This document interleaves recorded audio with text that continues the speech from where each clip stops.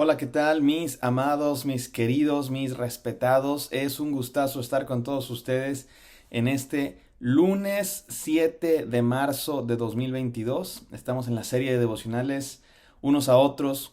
Hoy es el día 17 y el devocional de hoy se titula Esperándonos, esperándonos. Y vamos a leer un pasaje muy interesante de la palabra de Dios que está en la primera carta a los Corintios del apóstol Pablo, capítulo 11, versículos 33 al 34.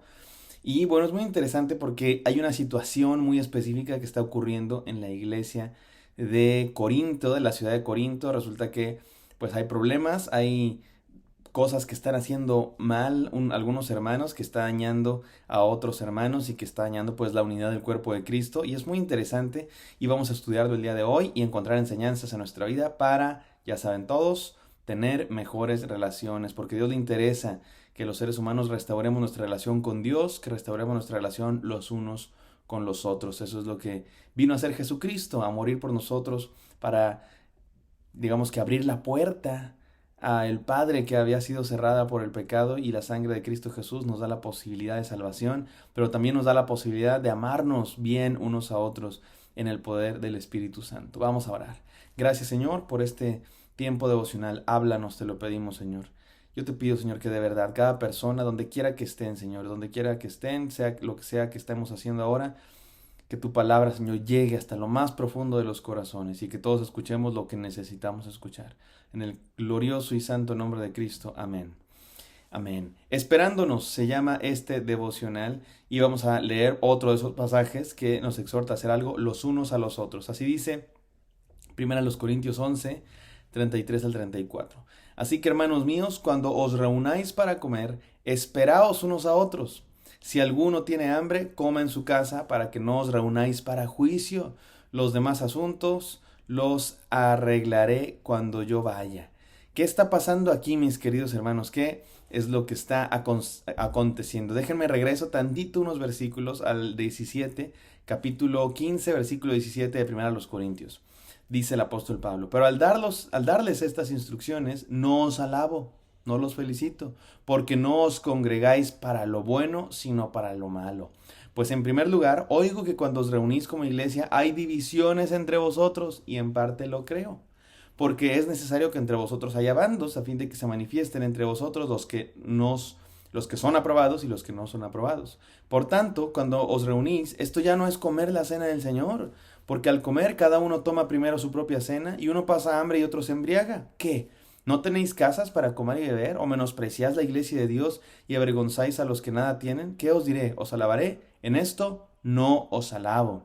Y después viene uno de los pasajes más hermosos de toda la Biblia: porque yo recibí del Señor lo mismo que también os he enseñado, que el Señor Jesús, la noche en que fue entregado, tomó pan, y después de dar gracias lo partió y dijo: este es mi cuerpo, que para vosotros es partido, haced esto en memoria de mí. Y sigue hablando, mis queridos hermanos, y es un pasaje hermosísimo, pero es muy interesante que este pasaje hermoso que usamos cuando tomamos la cena del Señor, cuando celebramos pues la comunión del cuerpo de Cristo, y lo hacemos con este simbolismo hermoso que es una ordenanza a nuestro Señor Jesucristo. Es interesante que ese pasaje tan profundo, tan importante, está inmerso en una instrucción que es una exhortación, casi que podemos decir que es un regaño para algo que está haciendo mal la iglesia. ¿Y qué es lo que están haciendo mal aquí la iglesia de Corinto? Bueno, resulta que en la iglesia de Corinto hay hermanos de diferentes clases sociales. Hay hermanos que tienen mucha capacidad económica, y hay hermanos que tienen poca capacidad económica.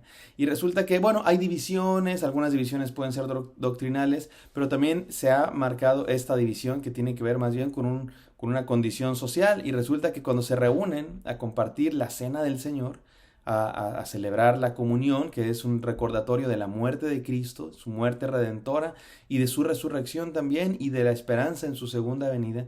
Resulta que cuando se reúnen a comer, y en aquella época debemos saberlo, cuando se reunían la iglesia primitiva, no se reunían solamente como nosotros hoy día, que vamos al culto y luego y ya, sino que, bueno, muchas iglesias todavía lo seguimos haciendo, de hecho, que comemos ahí en la iglesia, y es una verdadera fiesta de familia. Piensen ustedes qué es eso: una reunión familiar en la que se celebra al Señor Jesucristo, se comparte la palabra, se cantan alabanzas y se come, literalmente se come una comida, y se celebra también la cena del Señor. Y eso es estaba causando algunos problemas, porque resulta que cada quien llevaba su comida y resulta que los hermanos de pues más posibilidades económicas llegaban primero porque no eran gente que salía de trabajar antes. En aquella época no existen en la sociedad gentil, en la sociedad judía sí, pero en la sociedad gentil no existen días de descanso realmente. Todos los días son días más o menos normales.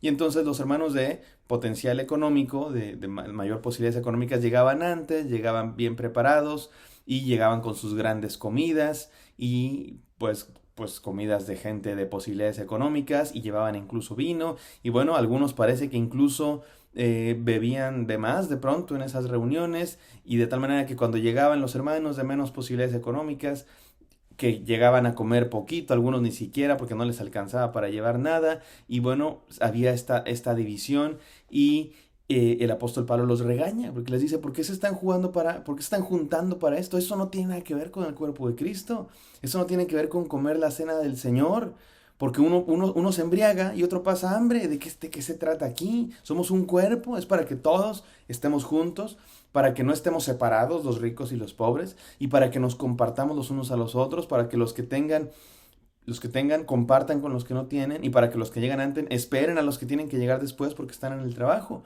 Por eso el apóstol Pablo termina diciendo en los capítulos que hoy leímos: así que, hermanos míos, cuando se reúnan para comer, espérense unos a otros. Y si alguno tiene hambre, coma en su casa, para que no os reunáis para juicio. Los demás asuntos los arreglaré cuando vaya. Dice el apóstol Pablo, si alguno tiene hambre, si alguno quiere echarse un festín, pues hágalo en su casa y no venga aquí a arruinar pues la comunión del cuerpo de Cristo, porque aquí venimos sí a compartir el pan, por supuesto, pero venimos a adorar a Dios y hacerlo como cuerpo, como comunidad, como familia en la fe que somos. Y eso nos da 3 enseñanzas, mis queridos hermanos. 3 enseñanzas. Número 1, no te sientas superior a los demás. Queremos tener buenas relaciones, queremos mejorar en nuestras relaciones, queremos que la palabra de Dios nos indique cómo mejorar nuestras relaciones. Número 1, no te sientas superior a los demás. El problema de aquellos hermanos de potencial económico en la iglesia de Corinto es que se sentían con más derechos que los demás. Pues nosotros somos de otra clase. Nosotros somos de un mayor estatus, por eso podemos venir y hacer lo que quieran, y los demás sí, que vengan. Es tristísimo que eso ha pasado en las iglesias, es triste. En Estados Unidos, donde yo vivo, la historia de esta nación es una historia bien ambivalente, porque por un lado hay cosas muy hermosas, personajes cristianos que lucharon por la libertad, etcétera, pero por otro lado también hay cosas muy oscuras, y una de ellas es precisamente la segregación que existía en las iglesias. En el mundo puede existir segregación, es normal, el mundo no está gobernado por los valores cristianos, pero en las iglesias, donde nos gobernamos por los valores cristianos, ¿cómo es posible que existiera esa segregación? Y estaban las iglesias de los blancos y las iglesias de los negros, y si alguna vez se juntaban los hermanos afroamericanos, tenían que sentarse en otras sillas. ¿Qué es eso? Eso no es el cuerpo de Cristo, eso no es celebrar la comunión. Y no nos escandalicemos porque existe en nuestros países latinoamericanos también. Es triste que en Latinoamérica de pronto hay iglesias que son iglesias de ricos, iglesias con mucho potencial económico, y todos van con ropa de marca y todos gente muy nice, de manera que si llega un hermano de escasos recursos no se siente bienvenido. Pensemos eso, mis hermanos, en nuestras iglesias. ¿Será posible que hay cosas que hacemos que hacen que alguien no se sienta bienvenido por su estatus social, por su color de piel, por su acento, por su manera de vestir, La iglesia debe ser un lugar donde todos nos esperamos los unos a los otros, nos aceptamos los unos a los otros y somos transformados, por supuesto. Llegamos con nuestras fallas y Dios nos transforma en la comunión, pero queremos tener mejores relaciones. No te sientas superior a otros, mis queridos hermanos. El cuerpo de Cristo es un lugar donde venimos a ponernos todos al mismo nivel de pecadores redimidos por la sangre del Cordero, nuestro Señor Jesucristo. Es interesante que en la iglesia, de pronto, en una clase, el maestro es un hermano, pues que a lo mejor no tiene muchos títulos académicos, no tiene mucho potencial económico, y viene y su alumno que aprende de él, es un hermano que a lo mejor tiene doctorados y tiene empresas y tiene mucho dinero y mucho conocimiento y muchos títulos, pero en la iglesia de Cristo no funcionamos por distinciones sociales. En la iglesia de Cristo funcionamos porque todos hemos sido comprados por la misma sangre. Por eso, quieres tener mejores relaciones, no te sientas superior a los demás. Número 2, no busques tu propia saciedad.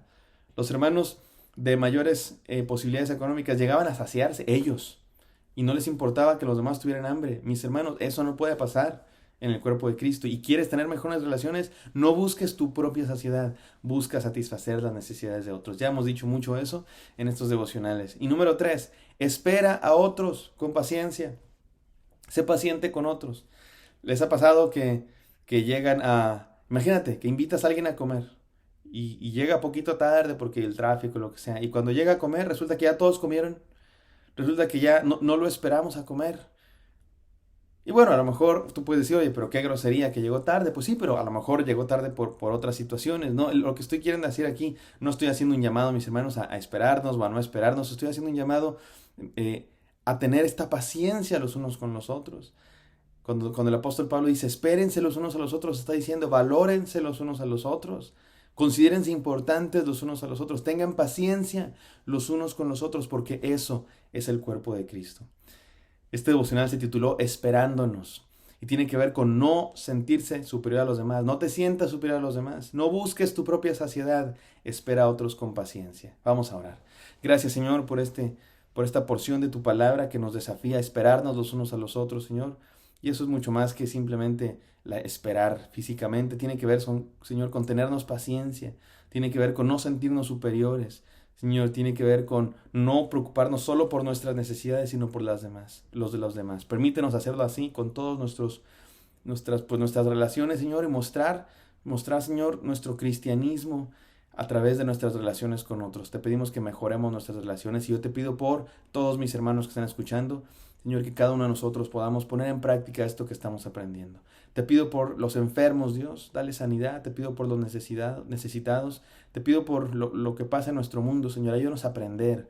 Algo, Señor, podemos aprender de las tragedias, de las cosas terribles que pasan en nuestro mundo. Y te pedimos por las personas que sufren, Dios, por consecuencia del pecado, de la guerra. Señor, que tu mano poderosa les consuele y que haya gente a su alrededor. Úsanos a nosotros, Señor, en la manera que podamos para consolarnos unos a otros. En el nombre de Jesús pedimos todo esto. Amén. Amén. Espero que esto haya sido de bendición para ustedes. Me encantaría encontrarlos el día de mañana. Bendiciones.